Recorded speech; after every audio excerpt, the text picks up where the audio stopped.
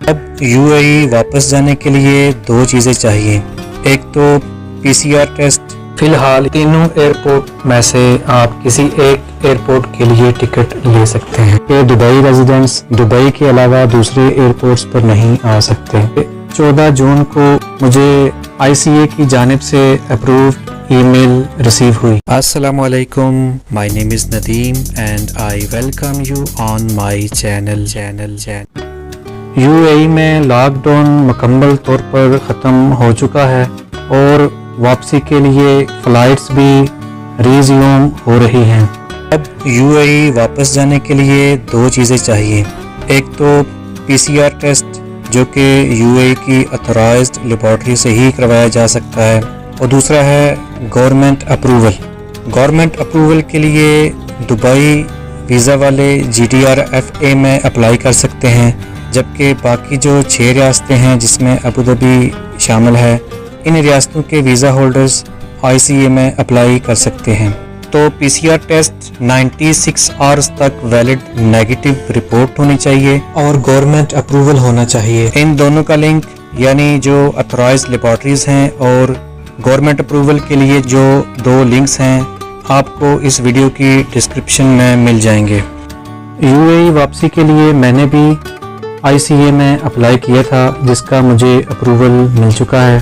तो मैं आपके साथ अपना एक्सपीरियंस शेयर करूंगा कि मैंने कौन से डॉक्यूमेंट्स अटैच किए थे और किस लिंक के ज़रिए मैंने अप्लाई किया था। क्योंकि मैंने ये एप्लीकेशन मोबाइल में प्रोसेस की है, तो अपने मोबाइल्स ऑटो रोटेट से हटा दें ताकि देखने में आसानी हो।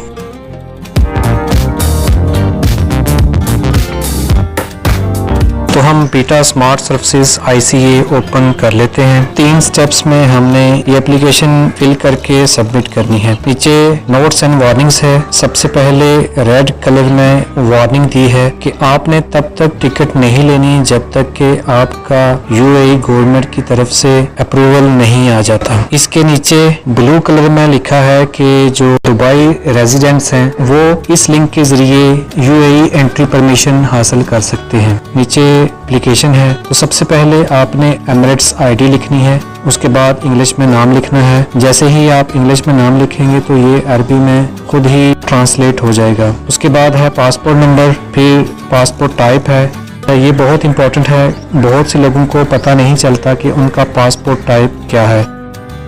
आमतौर पर जो नॉर्मल पासपोर्ट होता है वो ऑर्डिनरी पासपोर्ट होता है, तो यहाँ से आपने ऑर्डिनरी पासपोर्ट सिलेक्ट करना है। उसके बाद नेशनैलिटी लिखनी है, पाकिस्तानी है तो आपने लिस्ट में से पाकिस्तान सिलेक्ट करना है। उसके बाद डेट ऑफ बर्थ लिखनी है। उसके बाद अपनी ईमेल लिखनी है। इसी ईमेल में आपको आईसीए या GDRFA की तरफ से रिप्लाई आएगा। उसके बाद है मोबाइल नंबर।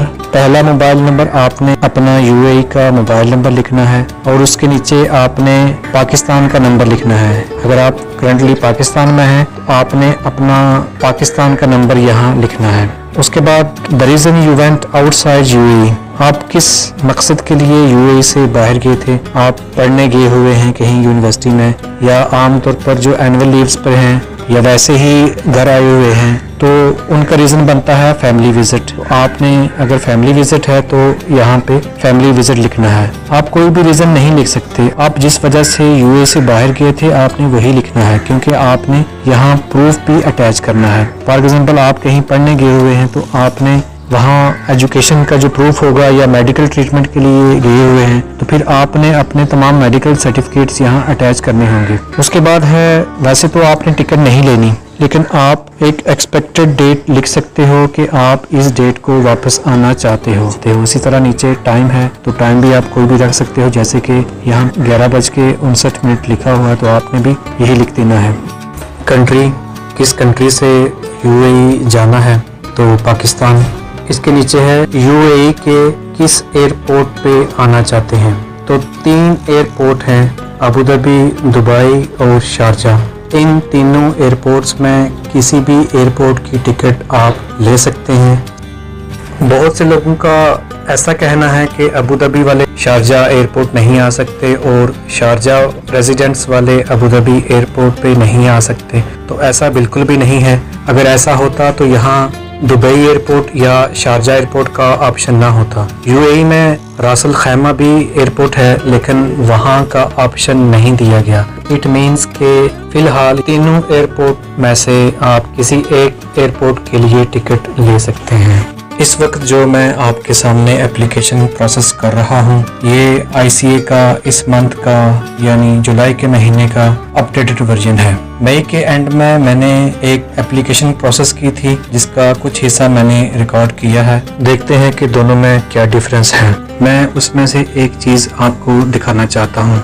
देखें, उस वक्त यानी मई के महीने में 2 एयरपोर्ट अराइवल के लिए अवेलेबल थे, अबू धाबी और दुबई। तब शारजा एयरपोर्ट अवेलेबल नहीं था। और अब जुलाई के महीने में 3 एयरपोर्ट्स अराइवल के लिए अवेलेबल हैं। अगर आप दुबई के रेजिडेंट्स हैं और GDRFA में अप्लाई कर रहे हैं तो फिर आपके पास अराइवल के लिए 2 ही एयरपोर्ट्स हैं और ये दोनों ही एयरपोर्ट्स दुबई के ही हैं। तो इट मीन्स के दुबई रेजिडेंट्स दुबई के अलावा दूसरे एयरपोर्ट्स पर नहीं आ सकते। मैंने पासपोर्ट रिकॉर्ड और एमिरेट्स ID के हिसाब से ये पेज फिल कर लिया है। अब आते हैं नेक्स्ट पेज पे। इसके नीचे कैप्चा है तो इसे भी वेरीफाई करना है। अब हमने अटैचमेंट्स करनी हैं। सारे डॉक्यूमेंट्स स्कैन करके मोबाइल में सेव कर लेने हैं। कलर्ड फोटो, जहां डॉक्यूमेंट्स सेव रखे हैं वहां से अटैचमेंट कर देनी है। एमिरेट्स ID जो कि रेजिडेंस ID है, पासपोर्ट कॉपी। अब हमने यहाँ वो प्रूफ अटैच करना है जिसकी वजह से हम UAE से बाहर गए थे। जैसा कि एनुअल लीव्स वाले यहाँ पे कंपनी का जो लीव फॉर्म होता है, जिसमें कंपनी का हेड लेटर और कंपनी की स्टैम्प वगैरह होती है, वो यहाँ अटैच कर सकते हैं। इसके साथ एक एडिशनल अटैचमेंट में आप अपनी UAE से पाकिस्तान या जिस कंट्री में आपने ट्रेवल किया था, एज एन एडिशनल अटैचमेंट वो टिकट भी अटैच कर सकते हैं। जैसा कि मैंने भी UAE से पाकिस्तान आने की जो टिकट थी वो मैंने यहाँ अटैच की थी। तो UAE से बाहर जाने की रीज़न के हिसाब से आपने यहाँ अटैचमेंट करनी है। यहाँ से आप एडिट कर सकते हैं, डिलीट कर सकते हैं और ये इमेज डाउनलोड भी कर सकते हैं। तो यहाँ से आप एडिट कर सकते हैं, साथ एडिशनल अटैचमेंट भी यहाँ से हो सकती है। जैसे कि ये मेन्यू ओपन करते हैं, आप यहाँ से जैसे ये लिखा है एडिशनल अटैचमेंट नंबर 1, तो आप यहाँ से एक एडिशनल अटैचमेंट कर सकते हो। अगर आपको लगे कि आपने गलत अटैचमेंट की है तो आप यहाँ से चेंज कर सकते हो। अब हम आते हैं एप्लीकेशन के थर्ड और फाइनल पेज पे। तो यहाँ से हमने एप्लीकेशन रिव्यू करनी है। अगर कुछ चेंजेस करनी है तो यहाँ से चेंजेस कर सकते हैं और फाइनली हमने एप्लीकेशन सबमिट कर देनी है। एप्लीकेशन प्रोसेस करते हुए एक जगह कॉन्टैक्ट पर्सन इन UAE लिखना होता है। तो अगर तो UAE में कोई रिलेटिव है फिर तो वेल एंड गुड, अगर नहीं है आप किसी फ्रेंड को एज ए कजन भी रिप्रेजेंट कर सकते हो, जैसा कि मैंने भी ऐसे ही किया था। और फिर उस फ्रेंड को इन्फॉर्म भी कर देना है ताकि इन केस अगर ICA की तरफ से उसे कॉल आती है तो फिर वो मैनेज कर ले। तो इस तरह से हमारी ये एप्लीकेशन कंप्लीट हो जाती है। अब मैं आपको ICA की तरफ से जो मुझे अप्रूवल रिसीव हुआ है वो दिखाता हूँ और साथ दिखाता हूँ कि मैंने कौन से डॉक्यूमेंट्स अटैच किए थे। तो मैं Gmail ओपन करता हूँ जिसमें मुझे ICA का अप्रूवल ईमेल आया था। तो ये अप्रूवल ईमेल है जो मुझे ICA की तरफ से रिसीव हुई थी। इसको मज़ीद ट्रैक को कंप्लीट करने के लिए नीचे एक लिंक है, तो मैं ये लिंक ओपन करता हूँ।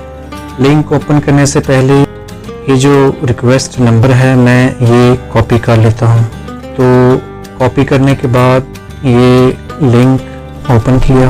अब यहाँ जो रिक्वेस्ट नंबर है वो पेस्ट कर देना है और नीचे जो अपनी रजिस्टर्ड ईमेल है वो लिखनी है। तो मैं पेस्ट कर देता हूँ और नीचे अपनी Gmail ID जो मैंने ICA में अप्लाई करते वक्त रजिस्टर की थी, इसके नीचे कैप्चा है तो इसे भी वेरीफाई करना है। अब सर्च करने के लिए नीचे सर्च का बटन है। तो ये नीचे डिटेल आ चुकी है। सबसे पहले है रिक्वेस्ट एक्शन, तो अप्रूव्ड और ट्रांजैक्शन डेट 14 जून। मैंने ये एप्लीकेशन 11 मई को सबमिट की थी, जिसका पहला जवाब मुझे 15 मई को रिसीव हुआ था। और आप देख सकते हैं कि रिक्वेस्ट एक्शन में लिखा है रिजेक्टेड टू रिसीव। तब एप्लीकेशन एक्सेप्ट नहीं हुई थी, जबकि 14 जून को मुझे ICA की जानिब से अप्रूव्ड ईमेल रिसीव हुई। वही एप्लीकेशन जो 11 मई को सबमिट हुई थी वो 14 जून को एक्सेप्ट हुई।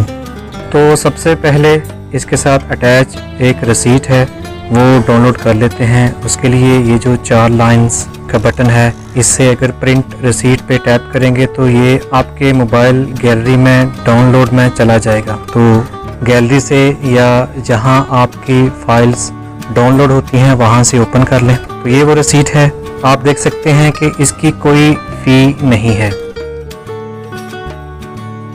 अब देखते हैं कि मैंने अटैचमेंट्स में कौन कौन से डॉक्यूमेंट्स अटैच किए थे। तो व्यू के बटन से ओपन कर लेते हैं। तो नंबर 5 में अटैचमेंट्स इन्फो है। सबसे पहले है पासपोर्ट कॉपी, तो मैंने पासपोर्ट कॉपी अटैच की थी। इसके बाद है एमिरेट्स ID, जो कि वहाँ की रेजिडेंस ID है। इसके साथ एडिशनल अटैचमेंट, तो 19 मार्च मेरी लाहौर से दुबई के लिए फ़्लाइट थी, जो कि सेम डे कैंसिल हो गई थी। 19 मार्च 2020 को ही UAE ने तमाम इंटरनेशनल फ़्लाइट्स बंद कर दी थी। इसके बाद है proof for the visit reason outside UAE, तो यहाँ मैंने वो टिकट अटैच की है जब मैं UAE से पाकिस्तान वापस आया था। तो तब मैं गल्फ एयर के ज़रिए पाकिस्तान आया था, तो ये प्रूफ मैंने यहाँ अटैच किया। लास्ट वन है कलर्ड फ़ोटो, तो यहाँ मैंने अपनी एक पासपोर्ट साइज़ पिक्चर अटैच की है। इसके बाद एक और अहम बात है कि जब आप डॉक्यूमेंट्स अटैच कर रहे हो तो वहाँ UAE से बाहर जाने की रीज़न बतानी होती है। मेरी जो UAE से बाहर जाने की रीज़न थी वो थी फैमिली विज़िट, तो मैंने फैमिली विज़िट ही लिखा। कुछ का पर्पज़ मेडिकल ट्रीटमेंट हो सकता है, कुछ UAE के वीज़ा होल्डर्स दूसरी कंट्रीज़ में जाके स्टडी करते हैं, उनका पर्पज़ एजुकेशन हो सकता है। तो जो भी रीज़न था वो आपको वहाँ लिखना होता है। That's all for now. इंशाअल्लाह अगली वीडियो में फिर बात होगी। Till then take care and अल्लाह हाफिज़।